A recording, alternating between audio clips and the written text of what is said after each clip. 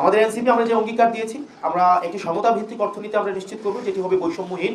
একই সাথে সাথে রাষ্ট্রের সাথে জনগণের যে একটি অঙ্গীকারের সম্পর্ক, সেই অঙ্গীকারের সম্পর্কটি আমরা নিশ্চিত করব এবং দায় ও দরদের ভিত্তিতে, যেখানে শুধুমাত্র আমরা ভোক্তাদের স্বার্থ যেমন আমরা সংরক্ষণ করার আমরা অঙ্গীকার করছি, একই সাথে সাথে যারা উৎপাদক রয়েছে তাদের স্বার্থ আমরা সংরক্ষণ করার একই সাথে সাথে আমরা অঙ্গীকারবদ্ধ।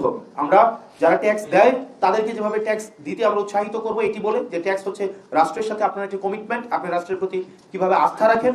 একই সাথে এই ট্যাক্সের অর্থ দিয়ে যেভাবে রাষ্ট্রের বিভিন্ন পরিষেবা উৎপাদিত হয়, যেটি জনগণের সাধারণ জনগণের দোরগোড়ায় পৌঁছে দেয়, স্বাস্থ্য শিক্ষা থেকে শুরু করে বিভিন্ন সেবামূলক কার্যক্রম যেগুলো যেভাবে আমাদের রুলিং হয়, সেটি যেন জনগণ বান্ধব হয়, জনগণের জন্য হয়, সেটিকেও আমরা নজরদারিতে রাখবো। যেন এই বাজেটের যে অর্থটি বরাদ্দ হবে, প্রত্যেকটি পয়সা যেন জনগণের কাজেই ব্যবহৃত হয়, শুধুমাত্র সংখ্যাভিত্তিক নয়। নাম সর্বস্ব, সংখ্যা নির্ভর, পরিসংখ্যা নির্ভর, গাল সর্বস্ব কোনো বাজেট আর দেখতে চাই না।